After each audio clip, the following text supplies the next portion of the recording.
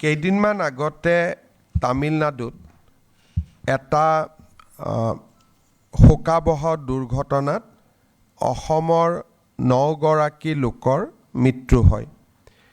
এই শ্ৰমিকসকলৰ মৃত্যুৰ পৰৱৰ্তী সময়ত তেওঁলোকৰ পাৰ্থিৱ শৰীৰ আমি সন্মান সহকাৰে অসমলৈ উভতাই আনো।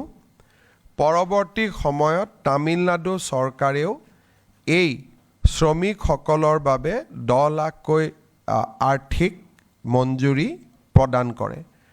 ৰাজ্য চৰকাৰৰ কেবিনেটে আজি এই 9 গৰাকী শ্ৰমিকৰ পৰিয়াললৈ অতিৰিক্তকৈ 5 লাখ টকাৰ এটা সাহায্য এককালীন সাহায্য আগবঢ়াবলৈ সিদ্ধান্ত গ্ৰহণ কৰে।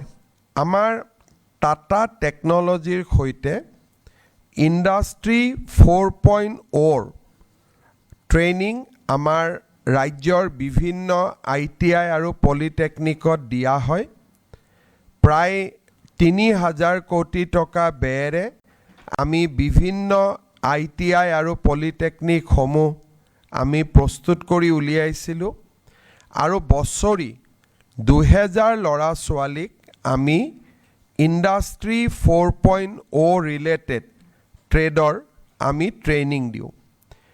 এই গোটেই ব্যৱস্থাটোত 16,000 টকা তেখেতসকলে বাৰ্ষিক আমাৰ ছাত্ৰ ছাত্ৰীসকলে ফিজ দিব লাগিছিলে। আজি কেবিনেটে এই 16,000 টকা ফিজক হ্ৰাস কৰি 11,000 টকালৈকে হ্ৰাস কৰে। অৰ্থাৎ এই বছৰৰ পৰা তেওঁলোকে 16,000ৰ পৰিৱৰ্তে 11,000 টকা দিলেও এই ট্ৰেইনিং বা এই শিক্ষা তেওঁলোকে গ্ৰহণ কৰিব পাৰিব। বৰাক উপত্যকাৰ ৰাইজৰ বাবে আজি কেবিনেটে এটা খুব ভাল খবৰ কঢ়িয়াই আনিছে। শিলচৰৰ যিটো মেইন ৰোড আমি যাক NH 306 section from trunk road পৰা ট্ৰাংক ৰোড যাক আমি কেপিটেল পইণ্ট বুলিও কওঁ, কেপিটেল পইণ্টৰ পৰা ৰাংগিৰখিৰি পইণ্ট, এই গোটেই ৰাস্তাটো অত্যন্ত কনজাষ্টেড আৰু এই ৰাস্তাটো আটাইতকৈ গুৰুত্বপূৰ্ণ কাৰণ Silchar medical college, NIT, Assam university যাবলৈ এই ৰাস্তাটোৱে ব্যৱহাৰ কৰা হয়।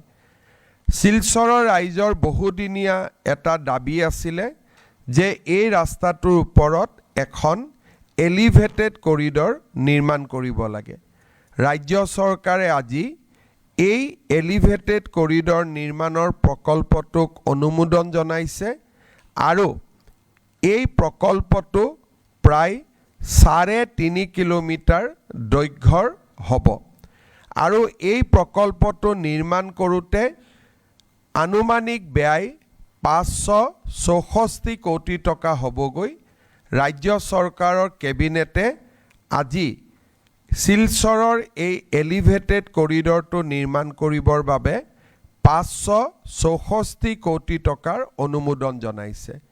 ইয়াৰ প্ৰায় 100 কোটি টকা লেণ্ড একুইজিশ্যনৰ কামৰ বাবে ব্যৱহাৰ কৰা হ'ব আৰু exact construction cost will be 464 crores rupees। Guwahati medical কলেজখনক সম্পূৰ্ণ নতুনকৈ নিৰ্মাণ কৰাৰ বাবে প্ৰধানমন্ত্ৰী ডাঙৰীয়াই আধাৰশিলা স্থাপন কৰিছিলে। গুৱাহাটী মেডিকেল কলেজৰ পুৰণা কেম্পাছটো সম্পূৰ্ণভাৱে ডিমলিছ কৰি তাত এটা আটকধুনীয়া ভৱন য'ত নেকি 5,000 ৰোগী একেলগে থাকিব পাৰিব, এটা বৃহৎ প্ৰকল্প ৰাজ্য চৰকাৰে ৰূপায়ণৰ কথা ঘোষণা কৰিছিল।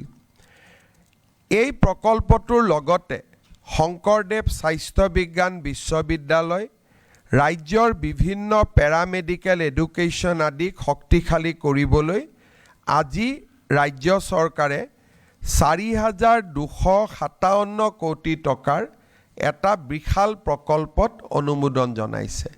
ইয়াৰে 2200 কোটি টকা অকল গুৱাহাটী মেডিকেল কলেজখনক নৱ নিৰ্মাণৰ বাবে ব্যৱহাৰ কৰা হ'ব আৰু এই নতুন ভৱন নিৰ্মাণ হোৱাৰ পিছতেই গুৱাহাটী মেডিকেল কলেজ, এইমছ আৰু আন যিকোনো মেডিকেল কলেজতকৈ দেশৰ ভিতৰতে আটাইতকৈ ব্যাপক আৰু আটাইতকৈ সুন্দৰ মেডিকেল কলেজলৈ ৰূপান্তৰ হ'ব।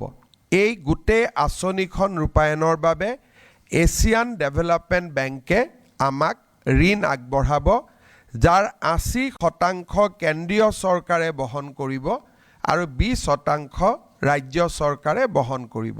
ৰাজ্য চৰকাৰে আজি এটা সিদ্ধান্ত গ্ৰহণ কৰে যে যদি বাহিৰত কাম কৰা ব্যক্তিজনৰ 3টা প্ৰজন্ম অসমত আছিলে, তাৰমানে তেওঁলোকৰ দেউতাক মাক আজু ককা 3টা প্ৰজন্ম যদি অসমৰ হয়, তেনেহ'লে তেওঁলোকৰ ল'ৰা ছোৱালী এতিয়াৰ পৰা অসমৰ মেডিকেল কলেজত পঢ়িব পাৰিব।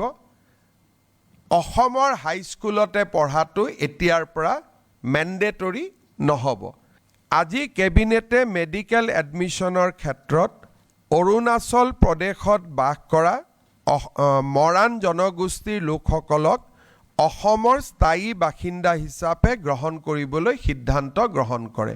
তাৰমানে অৰুণাচল প্ৰদেশৰ মৰাণ জনগোষ্ঠীৰ লোকে এতিয়া অসমত মেডিকেল পঢ়াৰ সুবিধা লাভ কৰিব আৰু they will be treated as Assamese. আজিৰ কেবিনেটত ৰাজ্যৰ 9ম শ্ৰেণীৰ 3,11,614 গৰাকী ছাত্ৰ ছাত্ৰীক একোখনকৈ বিনামূলীয়া বাইচাইকেল দিয়াৰ বাবে সিদ্ধান্ত গ্ৰহণ কৰে আৰু কেবিনেটে এই আঁচনিটো ৰূপায়ণৰ বাবে 130 কোটি টকাৰ অনুমোদন জনায়।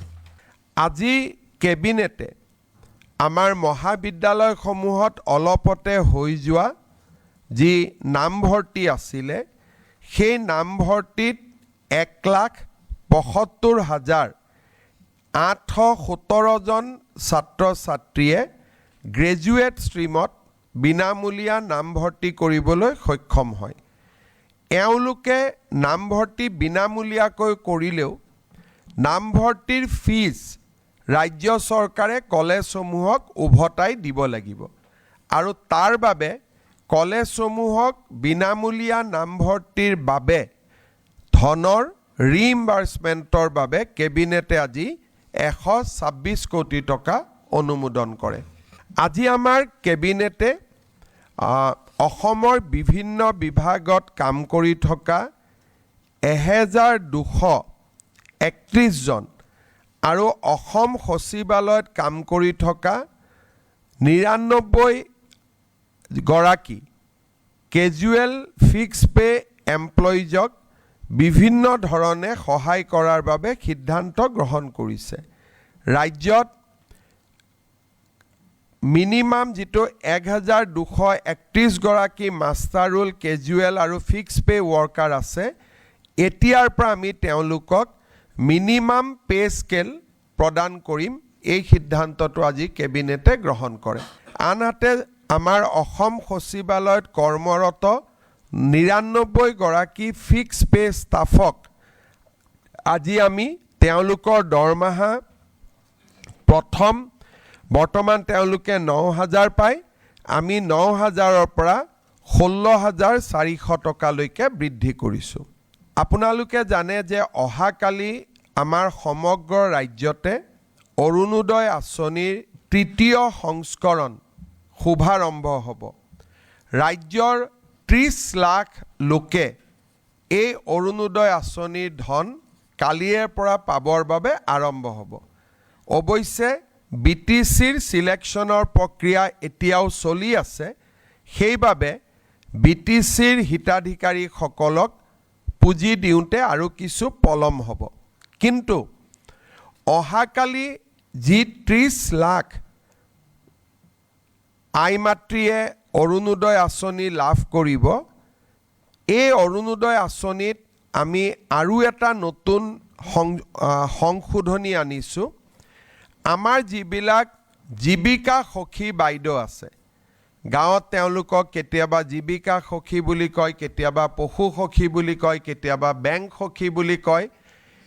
আসাম ষ্টেট ৰুৰেল লাইভলিহুড মিছনত কাম কৰা কমিউনিটি কেডাৰৰ সকলো জীৱিকা সখী, বেংক সখী বাইদেউক আমি ডিৰেক্টলি অৰুণোদয় আঁচনি প্ৰদান কৰিবলৈ সিদ্ধান্ত গ্ৰহণ কৰিছোঁ।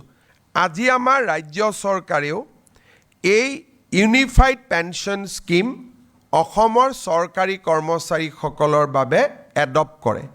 ইয়াৰ ফলত ৰাজ্যত বহু দিনৰ পৰা চলি থকা NPS আৰু OPSৰ বিতৰ্ক সামৰণি পৰিব। যিসকলে NPSত থাকিব খোজে, বিশেষকৈ যিসকল ডেকা ল'ৰা নতুনকৈ নিযুক্তি হৈছে, তেওঁলোকে NPSতে বেনিফিট বেছিকৈ পাব UPSতকৈও।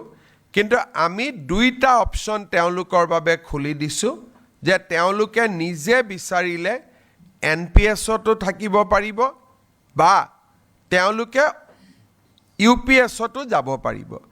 UPSলৈকে যোৱা মানে তেওঁলোকে নিশ্চিত পেনশ্যন, OPSৰ লোকসকলে যেনেকৈ পাই আছিলে অল্ড পেনশ্যন স্কিমৰ, UPSত গ'লে তেওঁলোকে নিশ্চিতভাৱে পেনশ্যন লাভ কৰি থাকিব। আজি এই আঁচনিখন ৰাজ্য চৰকাৰৰ কেবিনেটে গ্ৰহণ কৰে আৰু এবছৰৰ ভিতৰত কৰ্মচাৰীসকলে সিদ্ধান্ত ল'ব পাৰিব যে আমি NPSত থাকিম নে আমি UPSলৈকে যাম।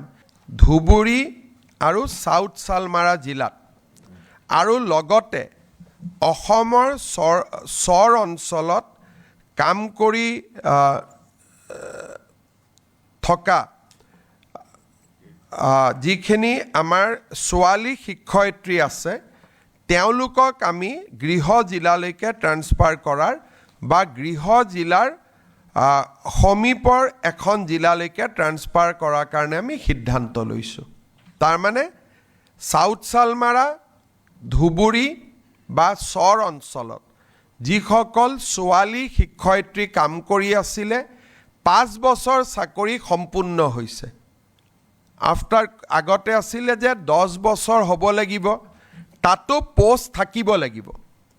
আজি আমি সিদ্ধান্ত লৈছোঁ যে আমি ধুবুৰী আৰু দক্ষিণ শালমাৰা জিলাত আৰু চৰ অঞ্চলত কাম কৰি থকা আৰু 5 বছৰ সম্পূৰ্ণ কৰা সকলো ছোৱালীক আমি গৃহ জিলা বা গৃহ জিলাৰ সমীপৰ যিকোনো এখন জিলালৈকে আমি ট্ৰান্সফাৰ কৰাৰ সিদ্ধান্ত লৈছোঁ। কেইদিনমান আগতে আমি সৰ্বশিক্ষা অভিযানত কাম কৰি থকা আৰু 5 বছৰ পূৰ্ণ হোৱা শিক্ষকসকলক চৰকাৰী শিক্ষক হোৱাৰ সুবিধা দিছিলোঁ।